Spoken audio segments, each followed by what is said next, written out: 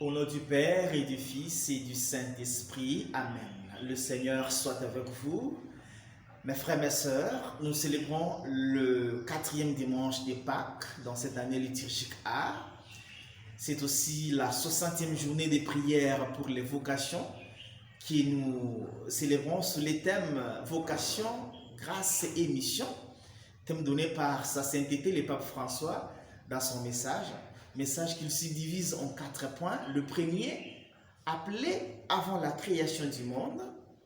Le deuxième, je suis une mission sur la terre.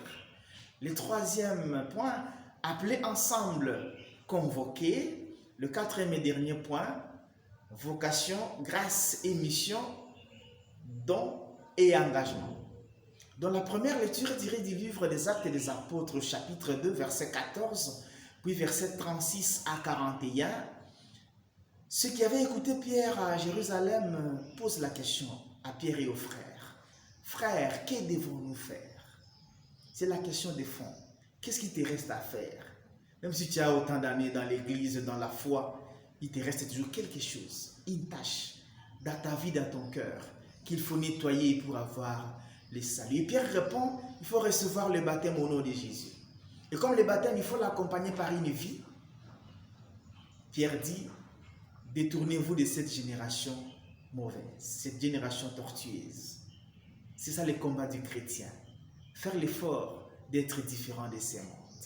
Faire l'effort de ne pas être à la remorque de ces mondes, mais briller par sa vie. Dans la deuxième lecture tirée de la première lettre de Saint Pierre au chapitre 2, versets 20 à 25, encore Pierre nous invite à ne pas nous étonner de l'ingratitude de ces mondes. Si nous souffrons après avoir fait le bien, c'est l'exemple que nous sommes sur la ligne du Christ qui a souffert, qui a reçu l'ingratitude comme réponse au bien qu'il a fait au monde. Le monde est méchant. Quoi que tu fasses des biens, il y aura toujours quelqu'un qui trouvera des raisons et des astuces pour te faire souffrir.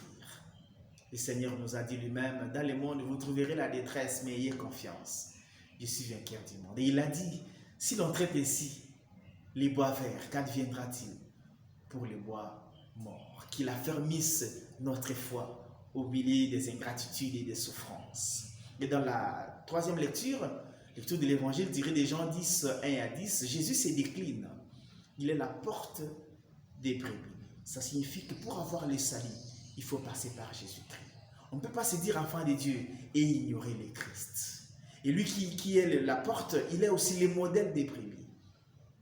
D'abord, il appelle chaque brebis par son nom. C'est-à-dire qu'il les connaît. On ne peut pas diriger sans connaître.